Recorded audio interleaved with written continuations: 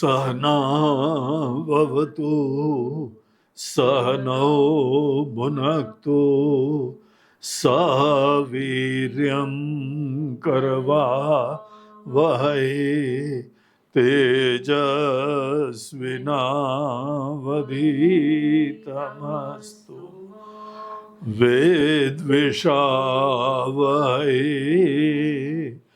ओम शांति शांति शांति।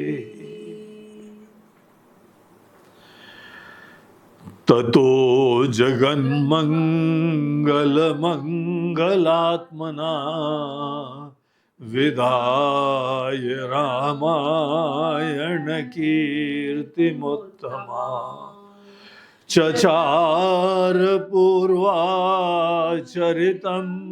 रघुत्तमो राजर्षिवर्यैरभिसेवितं यथा। हरि ओम। आज नवरात्रों का शुभारंभ हो रहा है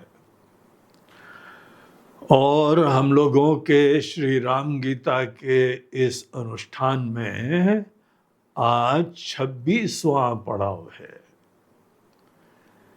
पिछले सत्र में हम लोगों ने 44th श्लोक तक चिंतन करा था और आज इसी पूरे प्रसंग को आगे बढ़ाना है।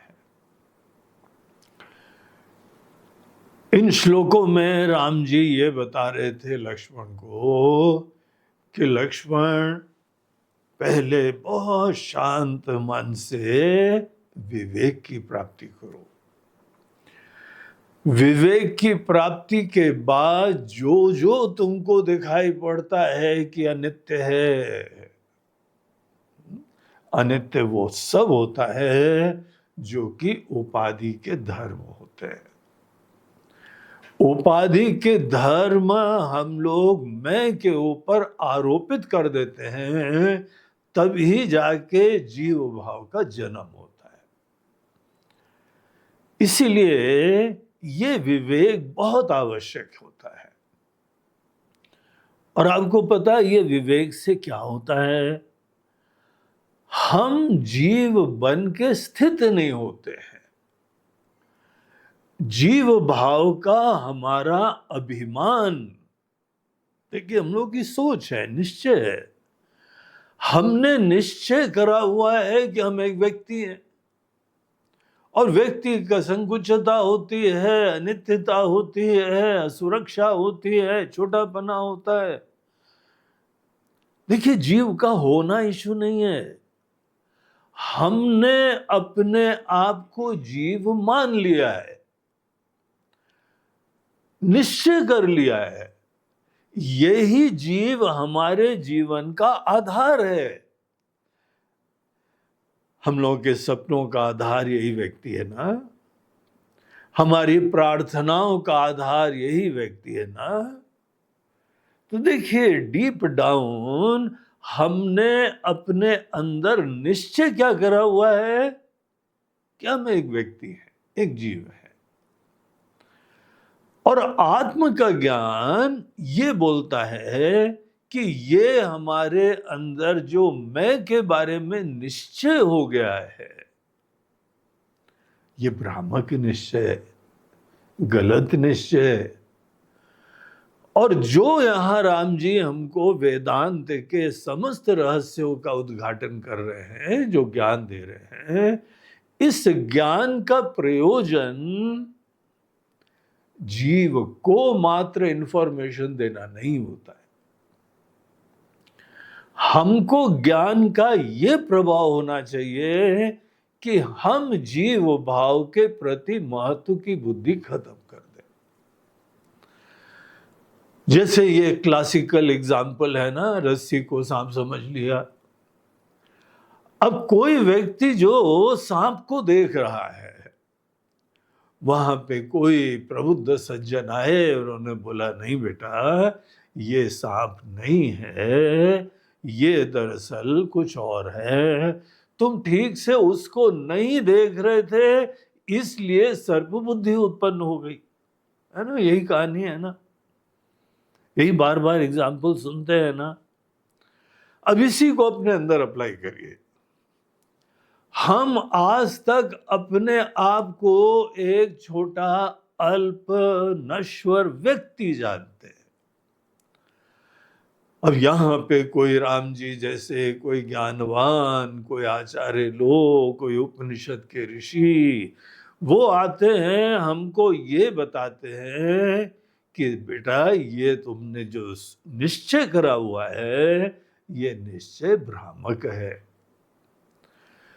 दरअसल यहां जीव नाम की कोई चीज नहीं है, परमार्थतः व्यवहारिकता में उत्पन्न होती है।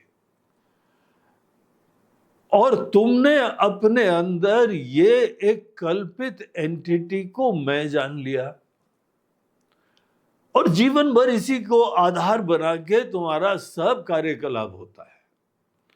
तुम्हारी प्रार्थनाएं होती है, तुम्हारी साधनाएं होती है, तुम्हारे भजन होते हैं। सब भजन, सब प्रार्थना, सब साधना, उसके पीछे क्या होता है? हम एक व्यक्ति हैं और हमको ये ज्ञान चाहिए। देखो, इंटरेस्टिंग बात ये होती है, हमारे व्यक्तित्व का अभिमान खत्म नहीं होता है।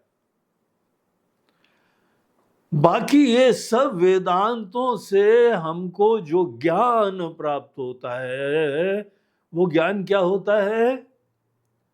इंफॉर्मेशन।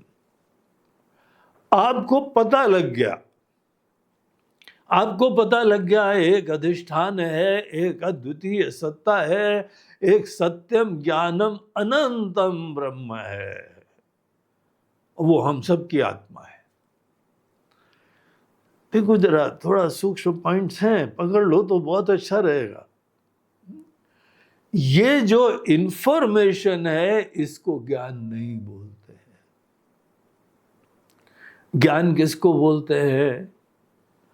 ज्ञान उसको बोलते हैं जो हमारे अंदर जीव भाव का भ्रम दूर कर दे।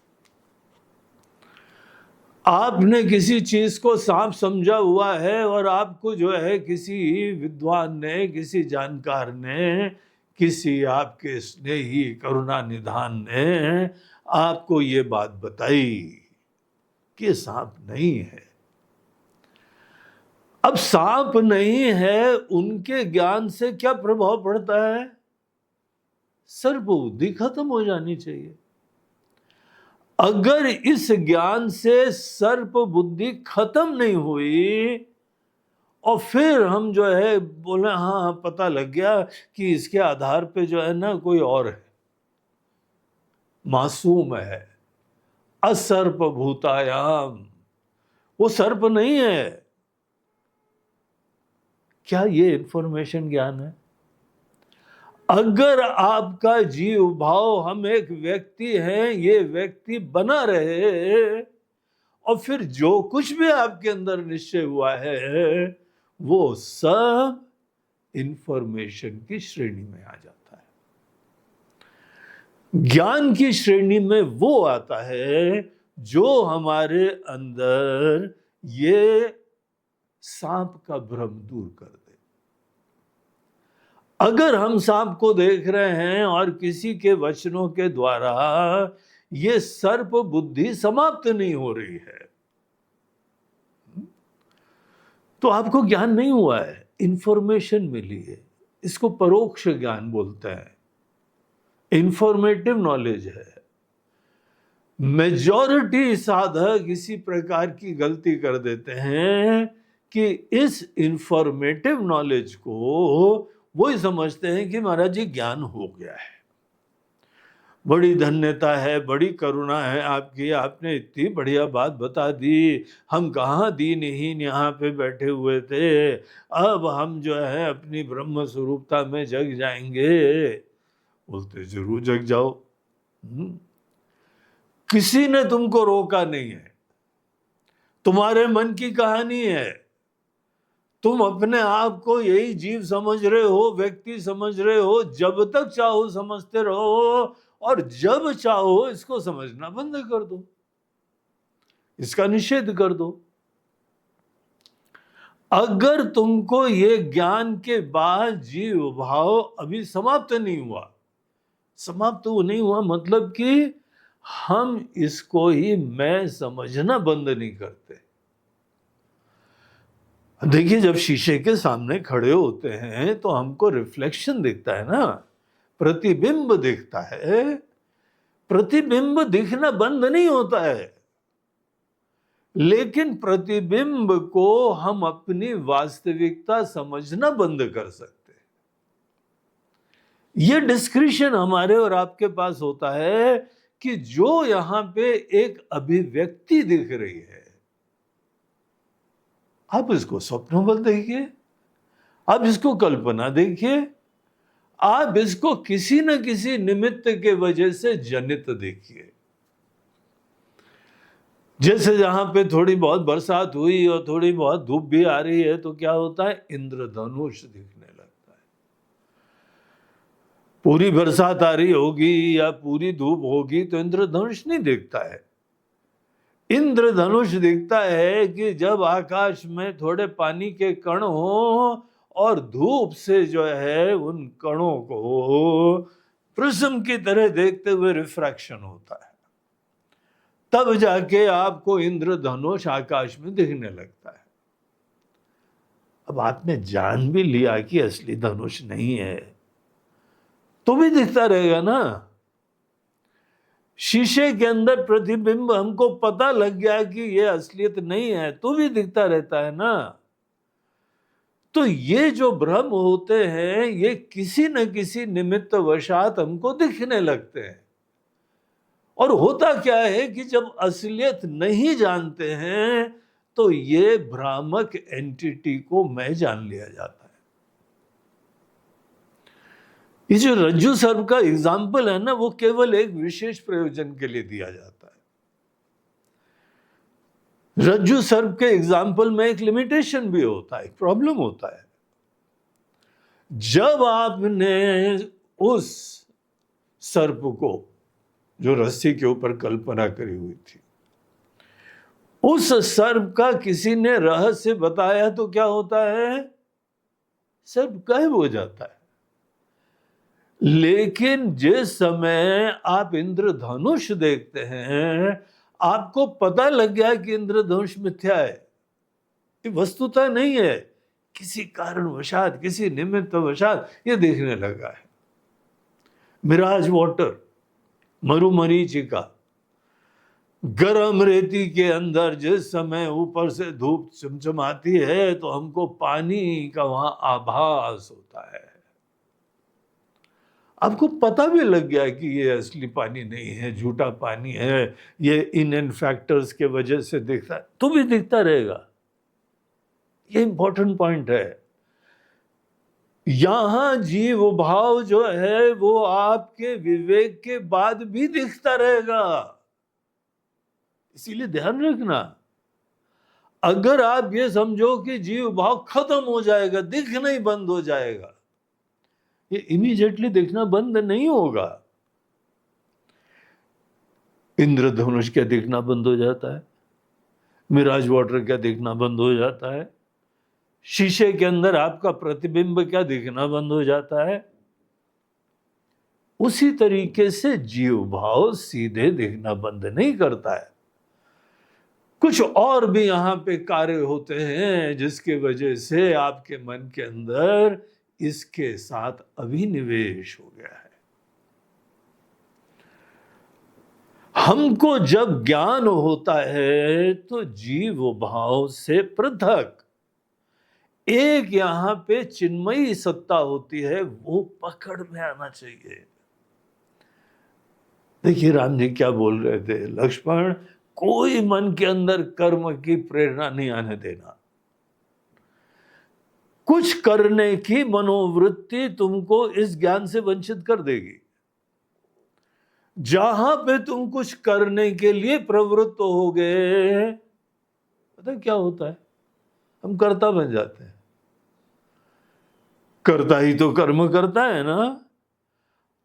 आप भजन करने लगे, चिंतन करने लगे, आप जो है कोई और प्रयास करने लगे, कोई भावना उत्पन्न करने लगे, कहीं पे कोई आपने म्यूजिक लगा दी, चैंटिंग लगा दी, चिदानंद रूप शिवोहम, उसको ध्यान से सुनने लगे, तो कहीं पर हम श्रोता बन जाते हैं, कहीं चैंटिंग करने वाले बन जाते हैं, कहीं पे कोई मन के अंदर विचार लाने वाले बन जाते हैं।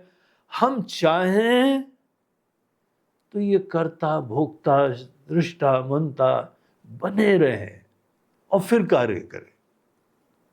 बस इतनी एक पॉइंट को पकड़ लो। हमारा ये डिस्क्रिशन बना रहता है कि हम अपने अंदर कोई ना कोई चेष्टा करने की स्वतंत्रता रखते हैं। कोई ना कोई चेष्टा करना, कोई ना कोई भावना उत्पन्न करना, कोई ना कोई आवृत्ति करना, रिपीटिशन करना, सब चेष्टाएं, कर्तृ प्रधान चेष्टाएं। कर्तृ प्रधान चेष्टा कर्म होता है ना। और कर्म करने के पूर्व हम करता हैं, ये निश्चय करना पड़ता है। अगर आप अपने अंदर कर्तापने का निश्चय बनाए रखते हैं तो कुछ भी कर्म करेंगे, जप करोगे, ध्यान करोगे, श्रवण करोगे, चैंटिंग सुनोगे, श्लोक का पाठ करोगे, ये सब कर्ता बनने की बात की चेष्टाएं हैं। और इसी चीज के लिए राम जी ने मना करा। बोलते हैं कि ये बड़ा आसान रास्ता है जो आज तक हम करते आए थे। इस विपरीत चीज को मैं समझ लेते हैं, उसी को जो है अपनी असलियत समझ लेते हैं और फिर जाके वहां खड़े हो जाते हैं। ये जो यहां विवेक है, इस विवेक में जीव के ऊपर ही ध्यान दिया जाता है, जो करता है। हम एक व्यक्ति हैं और आज बंधन में हैं और कल मुक्त हो जाएंगे, ये कौन बोल रहा है? सोचो, ये व्यक्ति बोल रहा है ना। आप चाहें तो इस व्यक्ति को मैं समझ के इसी को स्टार्टिंग पॉइंट बना के सब चेष्टा कर सकते हैं। या ज्ञान में क्या होता है, विवेक में क्या होता है, आप कुछ मत करिए, इसी व्यक्ति के ऊपर ही अवलोकन करिए और इसी व्यक्ति के अंदर, यहां पे हम लोगों को इस प्रसंग में बताया है कि यहां दो पदार्थ विराजमान है। ये मिक्सचर है, जड़ और चेतन का मिश्रण है। ये जीव जो है, जड़ चेतन की ग्रंथि होती है ना, सुना है ना। ग्रंथि मतलब इसी जीव के अंदर, इसी कर्ता के अंदर, यही श्रोता मनता विज्ञाता के अंदर जो ये मैं का मैनिफेस्टेशन होता है, ये दो चीजों के आशीर्वाद से प्राप्त होता है। एक उसमें होता है केवल एक स्वप्रकाश सत्ता, चेतना होती है, लाइफ होती है, प्योर एग्जिस्टेंस होता है, जो किसी भी रूप में अभिव्यक्त हो सकता है, जो किसी भी प्रकार की चीज से तादात्म्य कर सकता है। ऐसा प्योर एग्जिस्टेंस मात्र होता है। और दूसरा होता है ग्राह्य, लिमिटेड, कोई भी उपाधि, कोई मैनिफेस्टेशन, कोई व्यक्ति व्यक्त हुआ है, देख रहे हैं, अनुभव कर रहे हैं। तो देखिए, एक जो है ग्राहक है और एक ग्राह्य है। एक जो है सब चीजों में मिल जाता है, सभी रंग धारण कर लेता है, और एक रंग है। ये दो चीजों के मिश्रण से कर्ता बनता है, भोक्ता बनता है, जीव बनता है। अगर कोई व्यक्ति अपने अंदर जीव भाव बनाए रखे और फिर कोई चेष्टा करे, तो सिंपल क्या बताया जाता है कि अभी तुमको पकड़ में नहीं आया है। तुमको ये विवेक अभी पकड़ में नहीं आया है, इसी ही जीव के अंदर दो कंपोनेंट है। तुम्हारे अविवेक के वजह से ये दोनों मिश्रित हो गए। इतने सूक्ष्म होते हैं कि अगर आपकी बुद्धि बहुत फाइन नहीं होती है तो जीव के अंदर जड़ चेतन का अंश नहीं देख पाते। यहां जो है वो हम लोगों ने देखा था 41 श्लोक में, जड़ा जड़त्वम चिदात्म चेतसो। जीव के अंदर ही जड़ता भी है, जड़ता के वजह से ही जीव अनुभव का विषय बनता है। जो जो जड़ होती है वो एक्सपीरियंस का विषय होता है। आज हम एज एन इंडिविजुअल अपने आप को जान रहे हैं, ग्राह्य हो गए हैं, और साथ साथ बहुत सारी चीजें जानते हैं। अरे जी थोड़े समय पहले आए हैं, थोड़े समय के लिए रहेंगे, थोड़े समय बाद यहां से हम चले जाएंगे, प्रयाण हो जाएगा। सब जानते हैं हम जीव के बारे में। ये जो ग्राह्य एंटिटी है ये अनित्य है, नश्वर है। ये ग्राहकत्व ही इसकी जड़ता है, लेकिन ये साथ साथ लिविंग है, जीवंत है। तो जो यहां पे एक चिन्मयी सत्ता है, चिन्मय अधिष्ठान है, ये लिविंग कंपोनेंट है, ये लाइफ का जो कंपोनेंट है जीव में, इसको हमको देखना चाहिए कि ये चीज जो है इट इज नॉन ट्रांजिटरी, ये चेंजिंग नहीं होती है। ध्यान से देखो बस। और जिस चीज को ये अनुग्रहित कर रही है, आत्मवान कर रही है, आशीर्वाद सी देती दिखाई पड़ रही है, तादात्म्य कर रही है, वो चीजें जड़ है, अनित्य है, नश्वर है। जीव के अंदर ये देखना है। जीव जो है कोई कल्पना नहीं करे। अगर जीव बना रहे और फिर आप देखें हाँ एक जड़ है, एक चेतन है, ये दो जड़ चीजें, तो आप अपने से पृथक विजुअलाइज कर रहे हैं।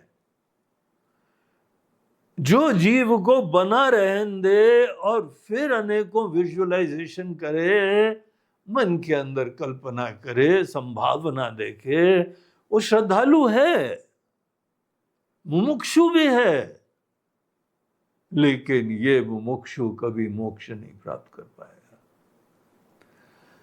क्योंकि जीव के अंदर नहीं देख रहा है, ये आत्मज्ञान नहीं प्राप्त कर रहा है, ये परोक्ष ज्ञान प्राप्त कर रहा है। परोक्ष ज्ञान की प्राप्ति से आप पहले भी जीव थे, अभी भी जीव हैं, आगे भी जीव बने रहेंगे। एक सज्जन हमको मिले, बोलते हैं महाराज जी ज्ञान तो हो गया है लेकिन अभी ज्ञान में निष्ठा नहीं हुई है हमारी। है बोला क्या ज्ञान हो गया है? बोलते हैं कि महाराज जी मूल रूप से हम वही सच्चिदानंद ब्रह्म हैं। हमें बोला ठीक है, ये तुमको ज्ञान हो गया है, कितनी भगवान की कृपा है। तो जहां कृपा होगा बोला ना, हाँ महाराज जी बड़ी कृपा है। कृपा शब्द से बहुत रिलेट कर पाते हैं। अब थोड़ी सी कृपा बस और चाहिए कि हम सतत इस ज्ञान में रमते रहे। हमें बोला हमको वो तुम्हारे ऊपर कृपा आती दिखाई नहीं पड़ रही है। अरे महाराज शुभ शुभ बोलो, ये क्या बोल रहे हो आप? है बोला बहुत ही स्पष्ट कारण है, वो तुमको भी देखना चाहिए। जीव को क्या विजुअलाइजेशन करना चाहिए, जीव को क्या ये संभावना देखनी चाहिए, जीव को क्या कोई इंफॉर्मेशन से मुक्ति प्राप्त होती है। अगर तुमने ये सब प्राप्त करने के बाद भी जीव बना हुआ है तो इस ज्ञान का आशीर्वाद नहीं मिला है तुमको, तुमने मिस कर दिया कहीं पे। अगर तुम कहीं पे जो है सांप देख रहे हो रस्सी वाला कल्पित है, और किसी ने तुमको ज्ञान दे दिया कि ये जो है सांप नहीं है रस्सी है, पता क्या होता है? सांप गायब हो जाता है। आपके लिए फॉर ऑल प्रैक्टिकल मैटर्स सांप का नामो निशान नहीं रहता है। आपकी दृष्टि से सर्प बुद्धि खत्म हो जाती है। ज्ञान उसको बोलते हैं जो हमारे मोह को, कल्पना को समाप्त करे। अब आपकी स्थिति क्या है? महाराज जी ज्ञान तो हो गया है, बस निष्ठा नहीं हुई, अभी भी जीव बना हुआ है। किस दिन अपने आप को हम जो है वह चिदानंद रूप शिवोहम बोलते तो रहते हैं, लेकिन अभी ये ज्ञान टिकता नहीं है हमारे अंदर। जब तक भावना का आवेश रहता है तब तक हम उससे तादात्म्य करते हैं, और उसके उपरांत फिर ये जो है ना, आखिर शरीर की भी तो गाड़ी चलानी है ना, तो भूख भी लगती है, नींद भी लगती है, टॉयलेट भी जाना होता है, फिर से ये जीव आ जाता है। महाराज जी ये पूरी साधना चल रही है, रस्सा कैसी चलती है, और हम भी छोड़ेंगे नहीं। बोला कितने साल से कर रहे हो? महाराज जी आपने तो पुरानी यादें याद दिला दी हमको। उस time I was 25 years old। हम 25 साल के थे उस समय, ये पहली बार हमको ज्ञान मिला था। Very good. अभी क्या उम्र है तुम्हारी? अभी महाराज जी हमारी उम्र 75 है। 50 साल से तुम इस चीज का ध्यान कर रहे हो, भजन कर रहे हो, चिंतन कर रहे हो। महाराज जी आपका आशीर्वाद है, इतने पुण्य के परिपाक हैं कि हमको जो है ये ज्ञान सतत मिला हुआ था, अब रमते रहते हैं। मतलब तुम खुद सोचो, हाँ? अब ये पुण्य और कृपा का थोड़ी देर किनारे करो। हाँ? तुम्हारा जन्म भी कृपा से हुआ है, क्या तुम इन चीजों की कृपा बोलते रहते हो?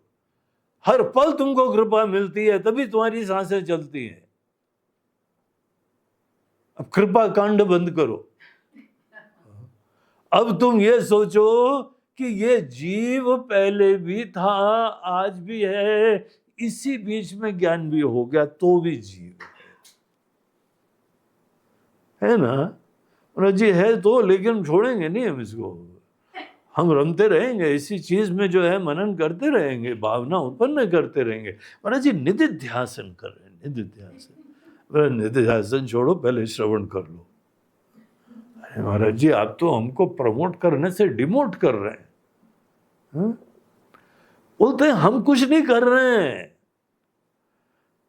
तुमको फैक्ट्स देखना आना चाहिए, कल्पना की दुनिया में मत रहो। ज्ञान उसको बोलो जो तुम्हारे अंदर जीव भाव को समाप्त करे। ये कैसा ज्ञान है कि तुम 50 साल पहले से यही जान रहे हो, और आज भी जो है जीवन की शाम होने वाली है तो भी तुम्हारा जीव भाव बना हुआ है। जिस ज्ञान से जीव भाव समाप्त नहीं होता है वो कोई ज्ञान काम का थोड़ी है। जैसे सर्प समाप्त होना चाहिए, जैसे दर्पण में तुम प्रतिबिंब देखो, भ्रम खत्म हो जाने चाहिए, कोई मोह की संभावना नहीं होनी चाहिए, क्योंकि यहां पर ये केवल हमको समझ में आ गया, it is just a reflection. सत्यता की बुद्धि खत्म करना है।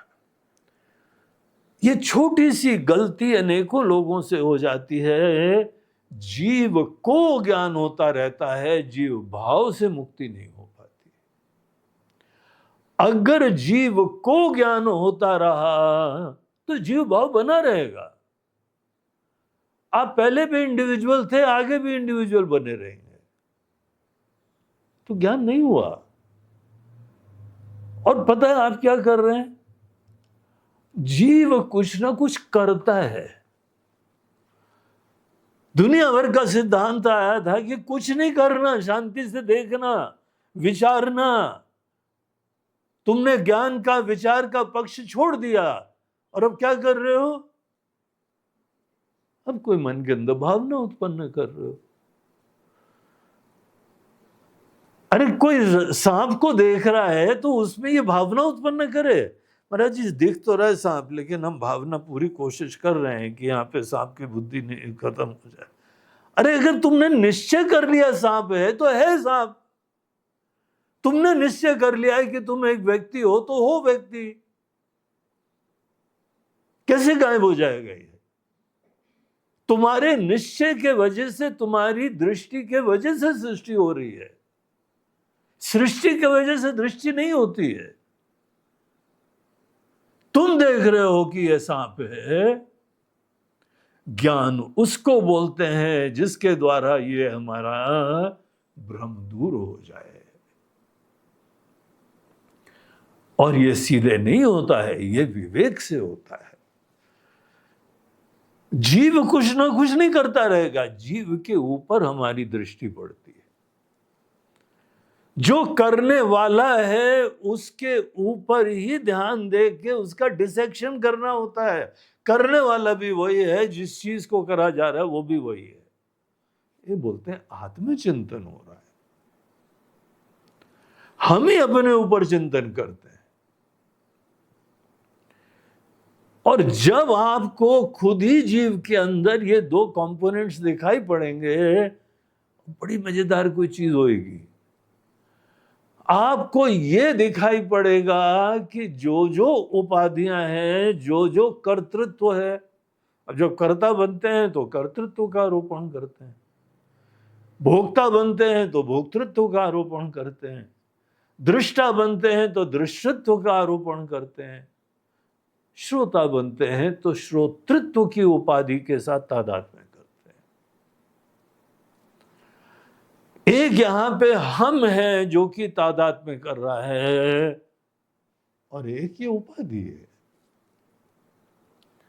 जो व्यक्ति जीव के ऊपर विचार करता है वो ये दोनों चीजों को सेपरेटली देख लेता है, और इस कार्य में कोई कर्म का हस्तक्षेप नहीं होना चाहिए। न अनुकूलता बनाना, न कृपा की प्राप्ति करना, न किसी प्रकार से जो है वहां अपने अंदर ज्ञान की निष्ठा की साधना करना, कुछ नहीं करना। जो करने वाला है उसके ऊपर ध्यान देना। जीव के ऊपर ध्यान देने को ज्ञान की प्रक्रिया बोलते हैं, चिंतन करना है। और ये बहुत डायनेमिक सी चीज है, और इतने ज्यादा हम लोग कुछ करने के लिए आतुर रहते हैं कि अनेकानेक लोग ज्ञान की प्राप्ति के लिए डिस्पोज्ड नहीं होते हैं। बड़ी कृपा मिल गई, किसको मिली? कृपा प्राप्त करने वाले एक संकुचित व्यक्ति के ऊपर कृपा, तो धारणा बनी हुई है ना। अपने बारे में व्यक्तित्व की धारणा ये बनी रहती है। अगर ये बनी रहती है तो विनम्रता से समझ जाओ कि बात अभी पकड़ में नहीं आई है। जीव के अंदर दो चीजों का मिश्रण हमको नहीं दिखाई पड़ा है। एक नित्य है, एक अनित्य है, एक जड़ है, एक चेतन है। और ये विवेक करना सबसे ज्यादा महत्वपूर्ण चीज होती है। मैं के ऊपर देखना, मैं के बारे में देखना। जीव जीव के ऊपर विचार कर रहा है और वो रियलाइज कर सकता है। आप अपने बारे में बहुत सारी चीजें जानते हो, यहां पे ये भी मैं के बारे में जान लिया कि इसके अंदर ये दो कंपोनेंट्स विराजमान है। एक बार हमको ये दोनों कंपोनेंट जीव में दिख जाए, जीव को नहीं, जीव को विजुअलाइज नहीं कर रहा है। जीव जिस समय जानता है ये सब कल्पना होती है। जीव जो जो जानता है ये केवल एक इंफॉर्मेशन होती है। जीव को इंफॉर्मेशन नहीं प्राप्त करनी है, जीव की कहानी बताई जा रही है। जीव के अंदर ये दो कंपोनेंट्स विराजमान है। अगर आप जीव के ऊपर विचार करेंगे तो कौन सी चेष्टा करेंगे? जब हमारी प्राथमिकता जीव के ऊपर विचार करने की है कोई चेष्टा नहीं होगी, कोई ज्ञान हो गया और अब तो निष्ठा प्राप्त कर रहे हैं, ये सब चीजें कचरा दिखाई पड़ता है। जो व्यक्ति ये बोलता है कि हमको ज्ञान हो गया, अब हमको निष्ठा प्राप्त करनी है, हास्यास्पद बात होती है। कौन निष्ठा प्राप्त करना चाहता है ही नहीं कोई। जीव के अंदर ये नित्य तत्व विराजमान है, ये देखने की चीज है। निष्ठा हमारे प्रयासों से होती है, चेष्टाओं से होती है, उसको निष्ठा नहीं बोलते हैं। जो जो निष्ठा की साधना करा करते हैं वो अपने आप को जीव ही मान के एक भाव विशेष अपने अंदर उत्पन्न करा करते हैं। ये राम जी नहीं बता रहे हैं, ये वेदांत शास्त्र नहीं बता रहे हैं, ये पूर्व पक्षी का एक विकल्प है। किसी व्यक्ति के मन के अंदर एक भ्रम है, एक संभावना है, और संभावना कुछ भी हो सकती है। हर संभावना के ऊपर हम लोग खुले मन से विचार करें।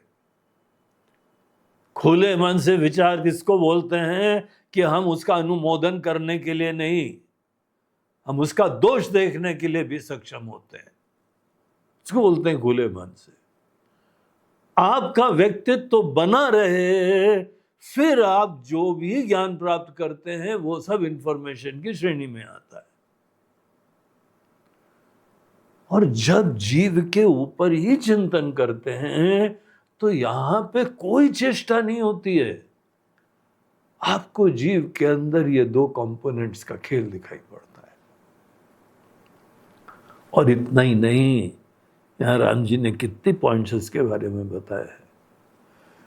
इसमें यह बताया है कि देखो, स्पष्ट निश्चय न होने के कारण आत्मा को आत्मा, अनात्मा को अनात्मा, चेतना को चेतना और जड़ को जड़ बहुत अच्छी तरीके से देख पाओ।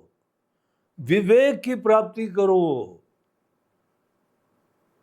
अगर तुमने कर लिया तो यहां पे तुम उसी क्षण मुक्त हो जाओगे। सदैव थे, अभी भी हो, सदैव रहोगे। अभी ज्ञान हुआ। जीव के रहते रहते जो भी इंफॉर्मेशन था वो ज्ञान नहीं है। और यहां आगे खेल दिखाई पड़ता है। ये दो चीजें हैं, जड़ और चेतन। यहां पे एक दूसरे के धर्मों की दूसरे में प्रतीति होने लगती है। हमको आत्मा की चेतना, आत्मा की सत्ता, ये जो है उपाधि के अंदर दिखाई पड़ती है। और उपाधि की संकुचितता, छोटापना, नश्वरता, अनित्यता उमे के अंदर दिखने लगती है। स्पष्ट विवेक न होने का परिणाम होता है कि अन्योन्य अध्यास हो जाता है। अन्योन्य अध्यास के कारण यहां पे एक भूत की तरीके से एंटिटी क्रिएट होती है, इसका नामो निशान नहीं है, जो ना जड़ के अंतर्गत की चीज है, ना चेतन के अंतर्गत की चीज है। और ऐसा स्वप्नवत भूत की तरीके से जीव का जन्म होता है। और ये जीव बोलता है, हाँ सुन लिया, बड़ा सौभाग्य था, बड़ी कृपा थी, सुना हमने, श्रवण कर लिया। अब जीव जो है वो ज्ञान में निष्ठा प्राप्त कर रहा है। दिखाई पड़ा ना, व्हाट अ फनी गेम। नहीं दिखाई पड़ा तो इन्हीं प्रवचन को दोबारा सुनना। यही चीज यहां राम जी बता रहे हैं कि लक्ष्मण, ये जो दो चीजें ना, जड़ चेतन, इतने विपरीत धर्म के होते हैं, ये प्रकाश और अंधकार की तरीके से होते हैं। इनके मिश्रण से जीव उत्पन्न होता है और इनका मिश्रण कभी पॉसिबल ही नहीं होता है। अब जीव की कहानी बताओ। हे जीव महाराज, तुमको ज्ञान हो गया? तो तो ये हमारा केवल एक परोक्ष ज्ञान था, इंफॉर्मेटिव नॉलेज था। इंफॉर्मेटिव नॉलेज जीव प्राप्त करता है, अपरोक्ष डायरेक्ट नॉलेज जीव का डिसेक्शन होता है, विवेक होता है। जीव के अंदर दो ऐसी चीजें, दो ऐसे थ्रेड्स दिखाई पड़ते हैं एज दो, जो कि एक सफेद एक काला, एक प्रकाश में एक अंधकार में, एक शाश्वत एक अनित्य, काल्पनिक, परिवर्तनशील और शाश्वत। इतने डिफरेंट दोनों कंपोनेंट्स हैं। और अब मानने को आप कुछ भी मान सकते हो, वस्तुतः जड़ चेतन का कभी संयोग नहीं हुआ है, हो सकता ही नहीं है। क्या लाइट लेके आप कभी अंधकार ढूंढने जा सकते हो? कभी पॉसिबल नहीं होता है। जैसे लाइट और अंधकार का कभी संयोग नहीं होता है, वैसे जड़ चेतन का कोई संयोग नहीं होता है। और जड़ चेतन के काल्पनिक संयोग से ही जीव भाव का जन्म होता है। अगर जीव भाव है, अगर हम अपने आप को आज भी एक छोटा अल्प नश्वर व्यक्ति देख रहे हैं, तो इन सब शास्त्रों के प्रमाण से ये निश्चय होता है कि यहां पे जीव का ज्ञान नहीं हुआ है, जीव को ज्ञान हो रहा है ना? ये बात समझ में आ रही है ना? इंपॉर्टेंट चीज है, चिंतन करो। हमारा पूरा जीवन में इस तत्व का ज्ञान इसी बिंदु पे आश्रित है। हम पुनः जो है कोई धारणा उत्पन्न कर लेते हैं, कल्पना उत्पन्न कर लेते हैं, और उसके बाद जीव के निषेध के बजाय यहां पर कोई ना कोई कर्म का आश्रय लेते हैं। और कौन मिस आउट करता है, कौन वंचित होता है? जीव बना रहता है, सर्प बना रहता है, और एक बार सर्प बना रहे तो फिर डरना जायज है। डंक मारता है, जहरीला है, क्योंकि आप ही को कोबरा देख रहा है ना। इस तरीके से ये जो यहाँ पे राम जी ज्ञान दे रहे हैं, वो आत्मा के अंदर जड़ा जड़त्वम तो चिदात्म चेतसो, एक चेतन आत्मा और एक चेतस, थॉट्स, विचार, अनित्य चीजों के बारे में कोई न कोई निश्चय। आपने निश्चय कर लिया तो निश्चय हो गया। आपने मान लिया कि यहां सांप है तो सांप दिखेगा, फॉर ऑल प्रैक्टिकल पर्पस। आपने निश्चय कर लिया कि आप एक व्यक्ति हो, कोई दुनिया की शक्ति नहीं दूर कर सकता उस चीज को। आपका निश्चय हो गया, आप ब्रह्मा जी हो, आप विष्णु हो, आप सृष्टा हो, पालक हो, और आप ही विनाशक भी हो। जो दिख रहा है जीव भाव, हमको तो नहीं दिख रहा है तुम्हारे अंदर। हम तो तुमको एक चिन्मयी सत्ता देखते हैं। नहीं महाराज जी, कहाँ हमको चने के झाड़ पे चढ़ाते हो, हम तो जीव आदमी हैं, मासूम से, भोले भाले से। अब तुम ही देख रहे हो यार, हम तो नहीं देख रहे। और आप चाहो तो आप जीव को देखना टोटली बंद कर सकते हो, बस उसके लिए डिसेक्शन करना पड़ेगा। जीव के ऊपर, जीव के द्वारा, और जीव के ऊपर, और जीव का। आपने कभी कोई साइंस की लैब में देखा है, बायोलॉजी की लैब में? जब जिसका डिसेक्शन होता है ना, अब हमने देखा है, साइंस की लैब में, बायोलॉजी जूलॉजी की लैब में हमने कॉलेज में देखा था कि वहां पे मेंढक वेंढक के ऊपर डिसेक्शन करते थे, तो बड़े थोक में मेंढक को बेचारे पकड़ के लाए जाते थे और उसके उपरांत तो वहां पे ट्रे में खत्म हो जाते थे वो बेचारे, जीवित नहीं रहते थे, मृत थे वो।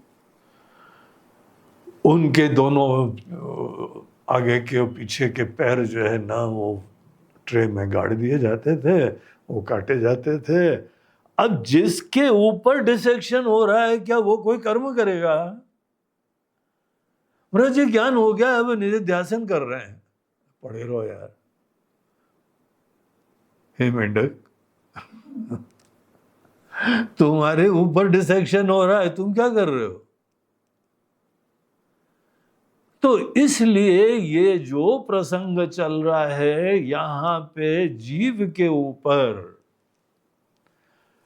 कर्ता के ऊपर, भोक्ता के ऊपर, दृष्टा के ऊपर, मंता के ऊपर,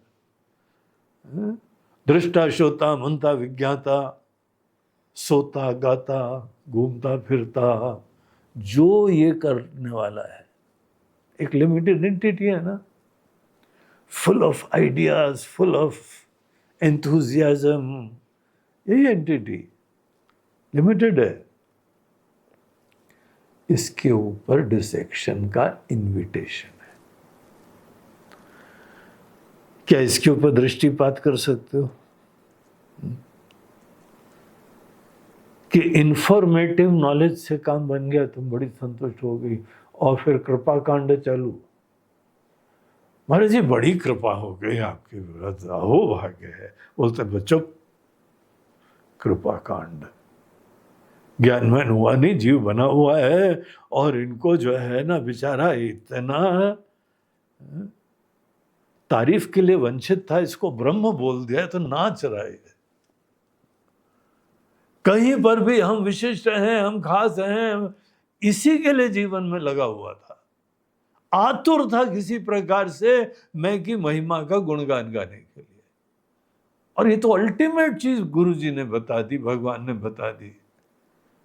क्या? चिदानंद रूप शिव हम शिव। अब जीव नाचे नहीं, कृपा नहीं देखे तो क्या करे? लेकिन ऐसे लोग जीवन भर कृपा का ही गुणगान गाते रहेंगे, जीव मरेगा नहीं। सर्प खत्म नहीं होगा, दूर खड़े हुए नाच लेना, पास मत जाना, असली है सांप। तुमको तो दिख रहा है ना, हमारा दिख तो रहा है, पास जाने में डर भी लग रहा है थोड़ा, काफी बड़ा है, 6 फीट का दिख रहा है गरीब महाराज। आप कह तो रहे नहीं है, लेकिन हमको भी जाने में डर लग रहा है। तो सांप खत्म हुआ क्या? देखिए जीव भाव इस ही ज्ञान की प्रक्रिया में हमारी दृष्टि से समाप्त हो जाता है। अगर नहीं हुआ है तो कोई बात नहीं, और चिंतन करो, फिर से विवेक करो। और ये विवेक करने में बहुत सूक्ष्मता होती है। अगर सूक्ष्मता नहीं है तो मन को सात्विक बनाने की कोशिश करो। दृश्यते त्वग्रया बुद्ध्या सूक्ष्मया सूक्ष्मदर्शी भी, बहुत सूक्ष्म विवेक होता है जड़ और चेतन को अलग करना, आत्मा अनात्मा को अलग करना, तीनों शरीर से जो है इन अनात्मा से आत्मा को अलग करना, पंच कोशों से आत्मा को अलग करना, ये दुनिया का सबसे सूक्ष्म ऑपरेशन होता है। अगर ये नहीं हो रहा है तो कुछ करने के लिए मत आतुर हो जाओ। ये रियलाइज करो कि हमारी बुद्धि में सूक्ष्मता और लाने की जरूरत है। जैसे जैसे सूक्ष्मता की साधना हम करेंगे, मन बहुत फाइन हो जाता है। फिर अप्लाई करना, जीव को ही अपना टारगेट बनाए रखो। ये हम शब्द जो है छोटा है, नश्वर है, इसी के अंदर भगवान परमात्मा दिखा रहे हैं। तो इस तरीके से जीव का ज्ञान और जीव के अंदर इंफॉर्मेशन, ये दोनों चीज का बहुत ही स्पष्टता रखते हुए फिर हमको ये चिंतन करना चाहिए। और अच्छे ज्ञानियों के साथ, गुरु के साथ रहोगे और यही चिंतन करोगे। गुरु के पास केवल वो कृपा कांड में चालू कर देना, गुरु जी बड़ी कृपा है आपकी, गुरु जी बोलेंगे ठीक है चलो तुम निपट गए तो निपट गए, फिर हम का हस्तक्षेप करे भाई। तुम बहुत धन्य हो, तुम बहुत ही प्रफुल्लित हो, हम का यहाँ पे जो है वो रंग में भंग करें, खुश रहो।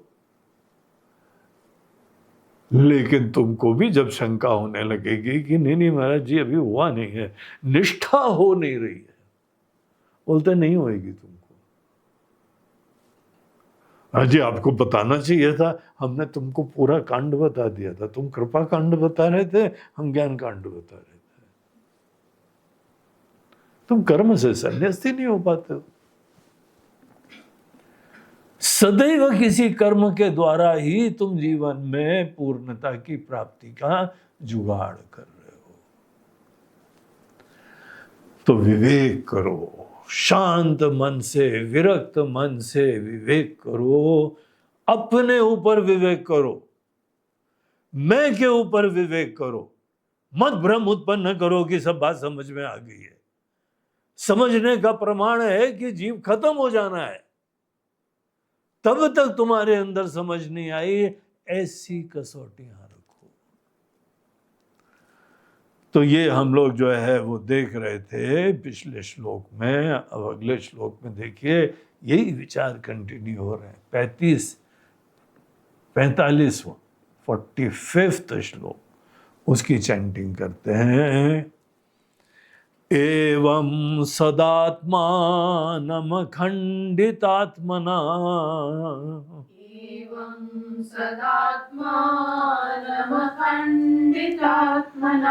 विचारमाणस्य विशुद्ध भावना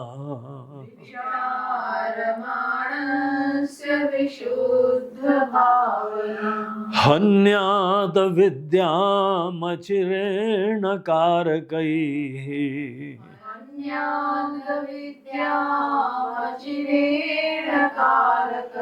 रसायनं यद्वदुपासितं रुजः।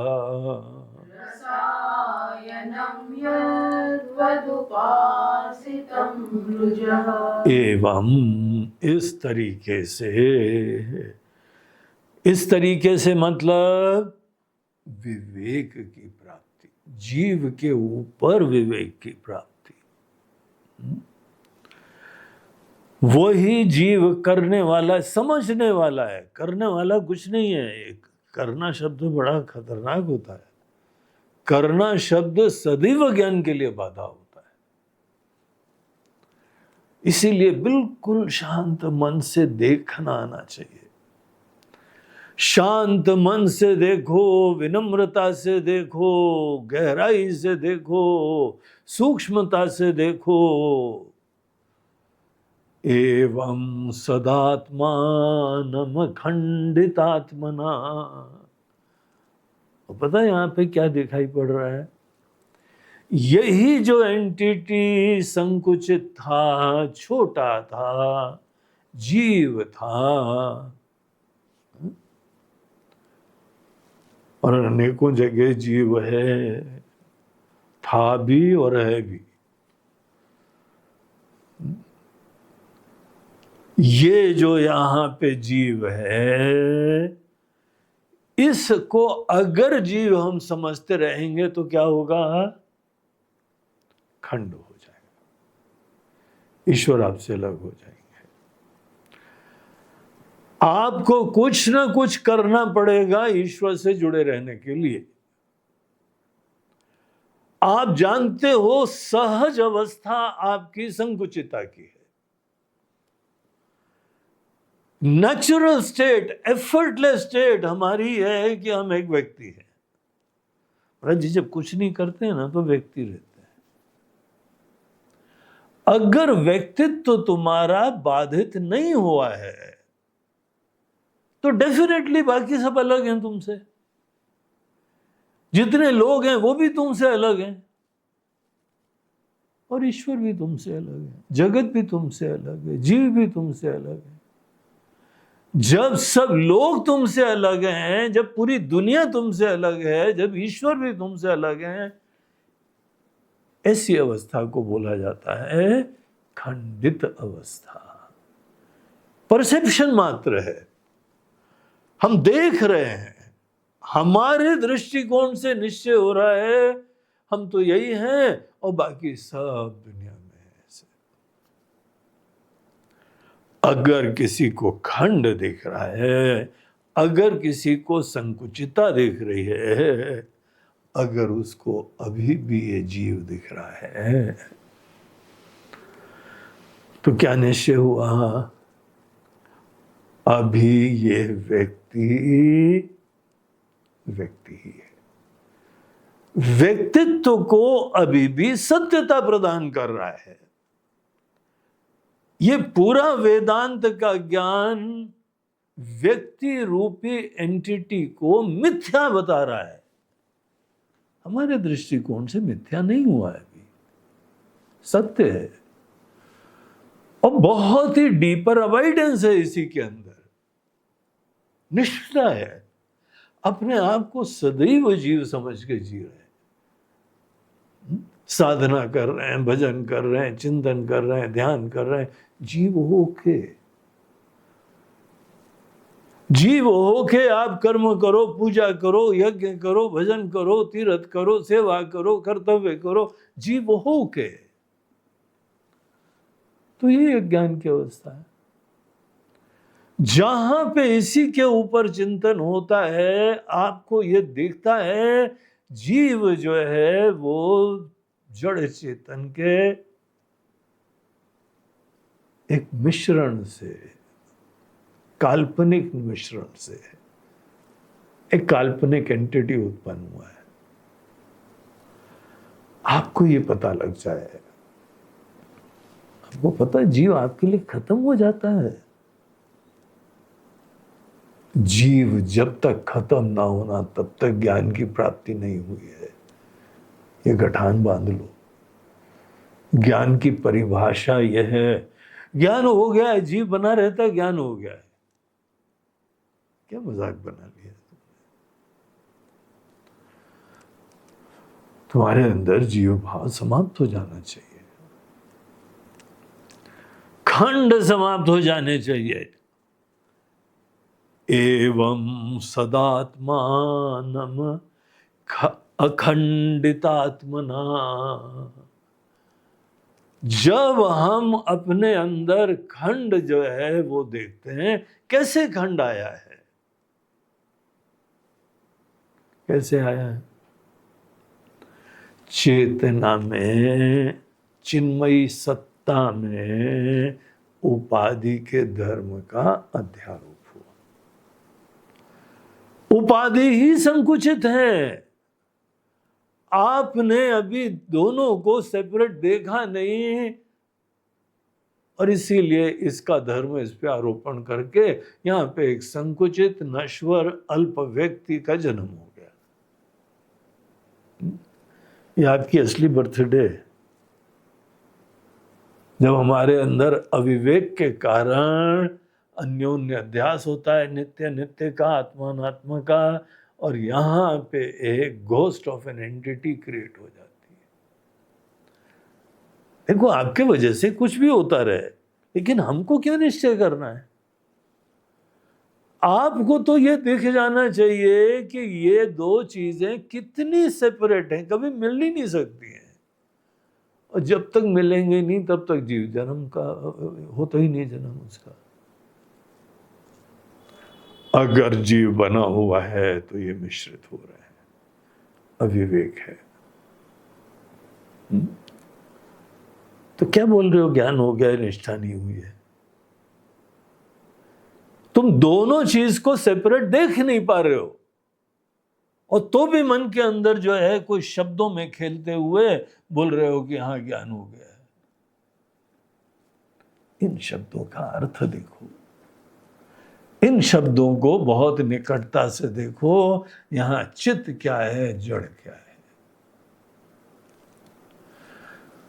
और चित्त को जब चित्त देखोगे, जड़ हमारे लिए उपेक्षणीय हो जाएगा, तो ये चित्त अखंडित हो जाएगा।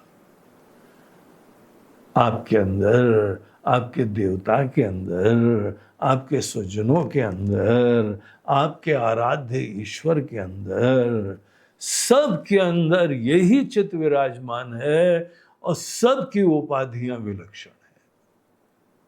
तो चित्त अखंडित हो गया ना। एवं सदा, और ये चीज सदैव दिखनी चाहिए। थोड़ी देर दिखी, फिर उसके उपरांत ग्रहण लग गया ज्ञान पे, तो बोलते हैं ग्रहण कौन लगाता है, ये भी विचारो। ग्रहण केवल हमारे अंदर अस्पष्टता लगाती है।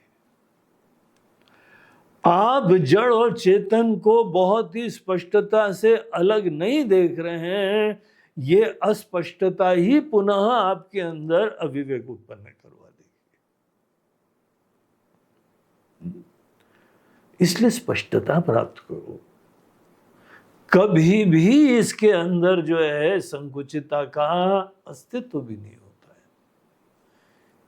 इसकी ग्लोरी देखो, इसकी महिमा देखो। एवं सदा आत्मानम अखंडित आत्मना, आत्मा भी और ऐसी आत्मा के द्वारा विचारमानस्य विशुद्ध भावना। जो आदमी इसी मैं के ऊपर विचार कर रहा है बहुत ही शुद्ध भावना से, शुद्ध भावना उसको बोलते हैं जहाँ पे अनेक अशुद्धि वाली चीजें हैं, यहाँ पे हम खींच के नहीं ले आते हैं। अशुद्धि की चीजें अध्यारोप होता है, अशुद्धि की चीजें अप्रामाणिक निश्चय होता है। अप्रामाणिक निश्चय में कर्म से मुक्ति की संभावना भी होती है, कुछ न कुछ करने में लग जाते हैं, ये अशुद्धि है। आत्मा को पुनः संकुचित समझने लगते हैं। आत्मा को एक बार आप चिन्मयी सत्ता की दृष्टि से देखिए, कभी नहीं भूलना चाहिए। और जो हमको बुलाता है वो हमारी दृष्टिकोण से महत्वपूर्ण है, हम उसको महत्व दे रहे हैं, उस पक्ष को हम सत्यता प्रदान कर रहे हैं। कौन सी ऐसी चीज है दुनिया में जो आत्मा को संकुचित, क्षुद्र, अल्प बनाने के लिए सक्षम हो? हमारे मोह होंगे, हमारे अनेक चीजों के प्रति महत्व की बुद्धि होती है, तभी जाके पुनः आत्मा संकुचित हो जाती है। तो बहुत विचार पूर्वक शांत शुद्ध मन से आत्मा को आत्मा, अनात्मा को अनात्मा, ये देखते रहो। और जब दोनों का धर्म हमको बहुत स्पष्टता से दिखाई पड़ता है, हन्यात विद्यामचिरेण कारकैहि, अविद्या अपने सदकारकों के द्वारा, कारक जो सहायक फैक्टर्स होते हैं, कोई भी कर्म करने के लिए बहुत सारे इंस्ट्रूमेंटल फैक्टर्स होते हैं, सब कारकों के द्वारा कोई कर्म नहीं हो सकता है। जब कारक ही नहीं रहे तो कौन सा कर्म करोगे? पूरी टीम चाहिए होती, कारक मतलब टीम। कर्म सदैव टीम जॉब होता है, और जो आपकी टीम होती है उनको कारक कहा जाता है। ऐसा व्यक्ति अगर बहुत स्पष्ट विवेक प्राप्त करता है तो ये हन्यात अविद्याम, उसकी नासमझी, उसकी गलतफहमी दूर हो जाती है। अविद्या दूर हुई तो सब कारक उसी तरीके से समाप्त हो जाते हैं जैसे राम जी एक एग्जाम्पल देते हैं, रसायनम यद्वदुपासितं रुजा, रोग रुजः, जैसे आपने किसी रसायन का आश्रय लिया, आपने रसायन का आश्रय लिया, कोई दवाई ली, दवाई का क्या असर होता है? दवाई का बेसिकली ऑब्जेक्टिव ये होता है कि जो भी निमित्त थे आपको डिसीज करने के लिए, आपके अंदर कोई ना कोई बेचैनी उत्पन्न करने के लिए जो जो चीजें निमित्त थी, सब रसायन उनको दूर कर देता है। यहां पे खंडित होने के लिए, कर्म करने के लिए, चेष्टा करने के लिए, इन चीजों के जो जो निमित्त हैं वो खत्म होने चाहिए, कारक खत्म होने चाहिए। ऐसे अपने अंदर कारकों के अभाव में, अविद्या के अभाव में, स्पष्टता से आत्मा को आत्मा देखते हुए, अनात्मा को अनात्मा देखते हुए, इतना डिफरेंट है, कभी भ्रम नहीं होता है। जब भ्रम होता ही नहीं है तो क्या ब्रह्म में निष्ठा से हमको इसको दूर करना है, प्रश्न ही नहीं होता है, तत्क्षण खत्म हो जाता है। जैसे दवाई खाई, फीवर उतर गया। एंटीबायोटिक जो है वो हमको बहुत ही ध्यान देते हुए हमारे रोग के अनुरूप स्पेसिफिक एंटीबायोटिक होनी चाहिए। गोली की तरीके से मारती है वो, सीधे हमारा रोग खत्म हो जाता है, रोग खत्म हो जाता है, अविवेक खत्म हो जाता है, भ्रम खत्म हो जाता है, और अविवेक से जनित एंटिटी हमको दिखना, इंडिपेंडेंट एग्जिस्टेंस उसका हमारे लिए खत्म हो जाता है। ज्ञानी लोग भी शरीर से घूमते हैं, भगवान भी यहाँ पे भ्रमण करते हैं, लेकिन खुद अपने अंदर अपने आप को जीव भाव से आइडेंटिफाई नहीं करते। दूसरा जो भी देखना चाहे देखे। राम जी जिस समय स्वयंवर शाला में जा रहे थे मिथिला में विश्वामित्र जी के साथ, तो जिस अंदाज से चल रहे थे उस समय वो प्रसंग देखना जरा, सब अपनी दृष्टि के हिसाब से बोल रहे थे कि देखो क्या हवा में जा रहा है, कैसे ओवर कॉन्फिडेंट दिखाई पड़ रहा है, कैसे निशंक दिखाई पड़ रहा है, शायद अभिमान है इसके अंदर, या इतने कॉन्फिडेंट ही देख रहा है कि लगता है गणित हो चुकी है पहले, सेटिंग हो गई, सेटिंग। अब कौन क्या देख रहा है ये उसके ऊपर निर्भर होता है, और क्या सत्य है ये तो राम जी ही जानते हैं, और बाद में हम भी जान जाते हैं। तो सदैव इसी विवेक का आश्रय लो और अपने अंदर ये सब भ्रम को दूर करो। एक और श्लोक देखिए, विवेक्त आसीन उपारतेन्द्रियो, विवेक्त आसीन उपारतेन्द्रियो, विनिर्जितात्मा विमलांतराशय, विनिर्जितात्मा विमलांतराशय, विभावयेदेकमनन्य साधनो, विभावयेदेकमनन्य साधनो, विज्ञान दृक् केवल आत्म संस्थिता, विज्ञान दृक् केवल आत्म संस्थिता। ऐसे काम के लिए भगवान बोलते हैं कि सब चीजों से फ्री होके एकांत में बैठो जहां तुम्हारे लिए कोई डिस्ट्रैक्शन ना हो। डिस्ट्रैक्शन हम खुद क्रिएट करते हैं, बाहर की चीजें कोई नहीं बोलती हैं तुम डिस्ट्रैक्ट हो। किसी काम में हम महत्व देते हैं, हम आसक्त होते हैं, हम उसमें डिस्टर्ब होते हैं, ये सब हमारा डिस्क्रिशन होता है। आप चाहें तो सब चीजों के मध्य में असंग रह सकते हैं, करते हुए भी कुछ नहीं करते। गीता में हमको कर्म की यही विद्या बताई गई कि कुर्वन्नपि न करोति सः। देखो ऊपर से तो करता दिखाई पड़ रहा है, लेकिन उसके दिल में झांक के देखो कुछ नहीं कर रहा।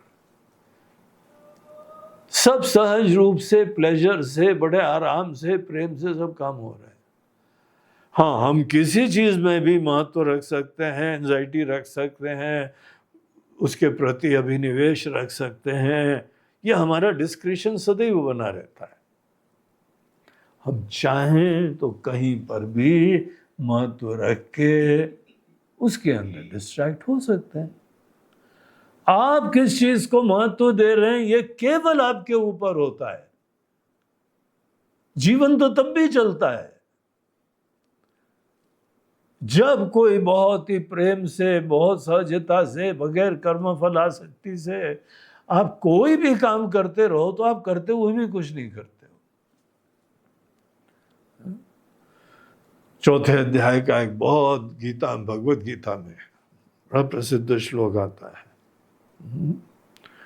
कर्मणि अकर्म यः पश्येत कर्मणि च कर्म यः स बुद्धिमान मनुष्येषु सयुक्तः कृत्स्न कर्म कृत।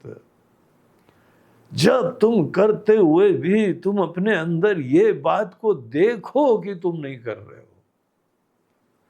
और नहीं करने के समय तुम चेष्टाओं का खेल देखो, सप्रेशन हो रहा है, रोक रहे हो, लगाम दे रहे हो।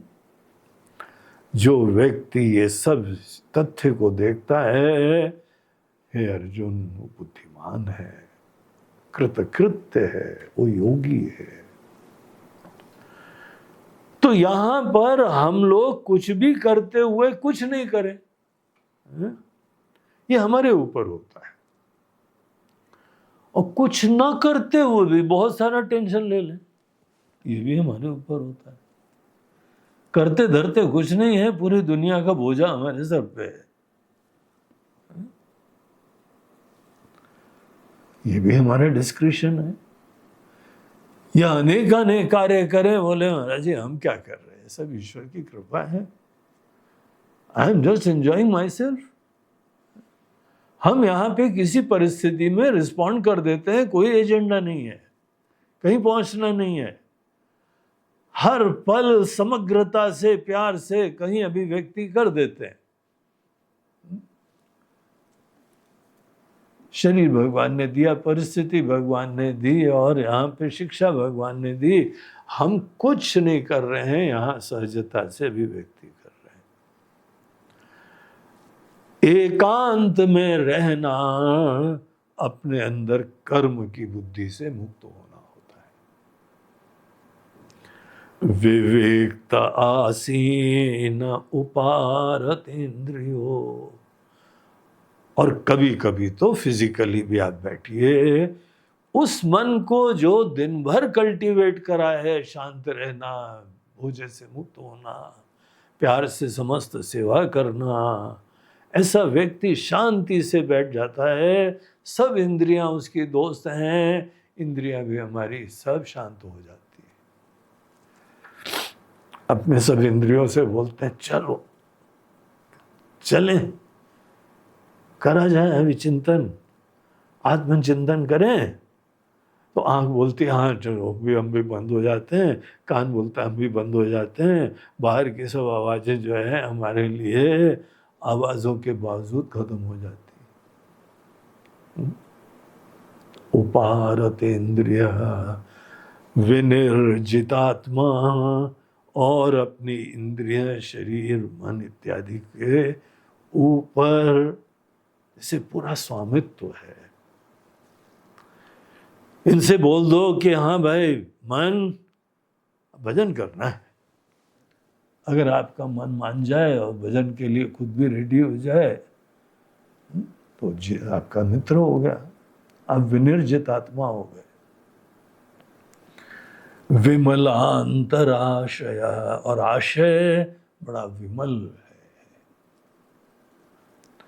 कोई कर्म वाला नहीं होना चाहिए, करने का टेंशन नहीं होना चाहिए, केवल जानना। विभावयेते कमनन्य साधनो, मैं के अंदर विवेक से मैं इस तत्व को देखो, इसके बारे में विचार करो और सब अन्यता खत्म करो। अनन्य, न अन्य, अनन्य। तो अन्यता की बुद्धि वो अलग है, हम अलग है, ये बुद्धि समाप्त करनी होती विवेक से। और आपके अंदर यही चेतना का अपरोक्ष साक्षात्कार होता है। जो जीव दिख रहा था वही ब्रह्म दिखता है। आज जीव सहज रूप से बना रहता है, ब्रह्म हमारे प्रयास का विषय है। अब इनके केस में ब्रह्म सहज रूप से बना रहता है और उसी में मात्र भावना है। विज्ञान दृक् केवलमात्म संस्थिता, जिसके अंदर ये विज्ञान की दृष्टि है वो केवल आत्मा में संस्थित रहता है। इस तरीके से ये आत्म के ज्ञान में हम लोगों को सब कर्म किनारे करके जीव के ही ऊपर ध्यान देना है और जीव का विवेक करते हुए जीव को ही ब्रह्म जान लेना है। ज्ञान वही है जो आपके अंदर सर्प बुद्धि समाप्त कर दे, और जीव सर्प बुद्धि है, सर्प स्थानीय यही जीव महाराज है। तो बहुत ही सुंदर महत्वपूर्ण श्लोक हैं ये सब। यहाँ पे हम लोग विराम लेते हैं और फिर कल इसको देखते हैं कि राम जी इसी साधना में अगला कदम हमको क्या दिखाते हैं। ओम पूर्णमदः पूर्णमिदं पूर्णात् पूर्णमुदच्यते पूर्णस्य पूर्णमादाय पूर्णमेवावशिष्यते। ओम शांति शांति शांति। हरि ओम श्री गुरुभ्यो हरि ओम नमः पार्वती हर हर नर्मदे हर। बोलो गंगा मैया की जय। आज से नवरात्रें चालू हो रही हैं और हम लोगों का श्राद्ध का पर्व समापन हो गया। कल सर्व पितृ अमावस्या थी और कल बहुत सारे लोगों ने अपने पितरों के लिए श्राद्ध अर्पण करा, श्रद्धांजलि दी, उनके आशीर्वाद की प्रार्थना करी। तो ये बहुत ही महत्वपूर्ण ये जो पूरा 15 दिन का समय था बड़ा अच्छी तरीके संपन्न हुआ।